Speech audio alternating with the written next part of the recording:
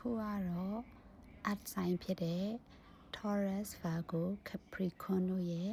April လ9ရက်နေ့ကနေ15ရက်အတွင်းပေါ့နော်ဗာလေးကြီးကြုံမလဲရောကြုံတာလေးတွေကြည့်ထားပေးပါတယ်ပထမဆုံး Taurus ပေါ့နော် Taurus ကတော့မေတ္တာရေးနဲ့ပတ်သက်လို့ရှိရင်တော့ကိုလိုချင်တာတစ်မျိုးရနေတာတစ်မျိုးလေးဖြစ်တတ်တယ်ပေါ့နော်လောလောဆယ်ဆိုလို့ရှိရင်တော့မေတ္တာရေးထက်စားလို့ရှိရင်စီးပွားရေးနဲ့အလုပ်အကိုင်နဲ့ပညာရေးဘက်ကိုလိုက်တာပိုကောင်းမယ်ပေါ့နော်အဲ့ဒါလေးဆိုဖို့အောင်မြင်ဖို့ရှိတယ်မေတ္တာရေးမှာဆိုလို့ရှိရင်တော့တတိယလူဝင်တာမျိုးလေးရှိတတ်တယ်ဒါမှမဟုတ်လို့ရှိရင်ကိုယ့်ရဲ့အထက်ကလူဒါမှမဟုတ်လူကြီးသူမတွေရဲ့ဘယ်လိုပြောမလဲတဘောမတူတာမျိုးလေးတွေပေါ့နော်အဲ့လိုမျိုးလေးရှိတတ်တဲ့အတွက်ကြောင့်မလို့ဒါလေးတွေ view site ပါ Virgo ကတော့ခရီးသွားလာဖို့စီစဉ်နေတယ်ဆိုလို့ရှိရင်တော့ခရီးသွားဖို့အောင်မြင်နိုင်တယ်နိုင်ငံခြားသွားမယ်ဆိုလို့ရှိရင်လည်းအောင်မြင်နိုင်တယ်အလုပ်တွေလည်းပင်ပန်းပန်းရှိပေမဲ့လည်းအောင်မြင်ဖို့ရှိတယ် King of Cup energy ဖြစ်တဲ့အတွက်ကြောင့်မလို့အလုပ်အကိုင်မှာဆိုလည်းတည်တည်ငြိမ်ငြိမ်ရှိနိုင်တယ်အလုပ်တာစူးစမ်းပေါ့နော်ဘာမှမလုပ်ရင်ဘာမှမဖြစ်ဘူးပေါ့နော်ဒါလို့ရှိရင်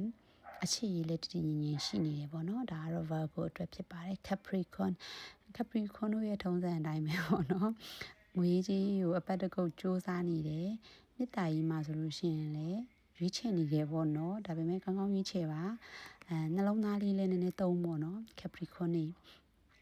တချို့ကိစ္စတွေကစဉ်းစားရတဲ့ပြောင်းပြန်နေဖြစ်သွားတာမျိုးလေးရှိတဲ့အတွက်ကြောင့်မလို့စိတ်တမ်းကြပါနဲ့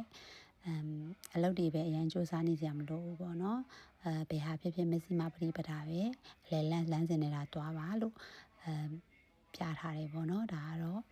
Capricorn အတွက်ပါဒါကတော့ yes no ကလေးတွေပေါ့နော်ဒါကတော့ Taurus အတွက်ပါဘာလို့မေးထားလဲတော့မသိဘူး Taurus ကြီးဘာလို့မေးထားလဲတော့မသိဘူးဒါလေးကတော့ no ကလေးကြပါတယ်လောလောဆယ်မလုပ်သေးနဲ့မဖြစ်နိုင်သေးဘူးပေါ့နော်ဟုတ်ပြီဒါဆိုလို့ရှိရင် Virgo လေးတွေရောဘယ်လိုလဲ Virgo လေးတွေလည်းအတွေးတွေအရင်မများပါနဲ့တဲ့အတွေးမများမှရမယ်ပေါ့နော် no ကပ်ပေါ့နော်ဒါကတော့ Capricorn ကတော့ဖြစ်နိုင်တဲ့အလားအလာလေးတွေရှိတယ်ဒါပေမဲ့ကိုယ့်ရဲ့စိတ်ကိုတည်တည်ငြိမ်ငြိမ်ထားရမယ်ဘယ်ကိစ္စကိုပဲဖြစ်ဖြစ်ဒါဟာအစဉ်အမြဲဖြစ်နေတာမဟုတ်ဘူးဆိုတာလေးကိုတွေးရမယ်ပေါ့နော်ဟုတ်ကဲ့ဒါကတော့April လ9ရက်နေ့ကနေ15ရက်အတွင်း at sign ဖြစ်တဲ့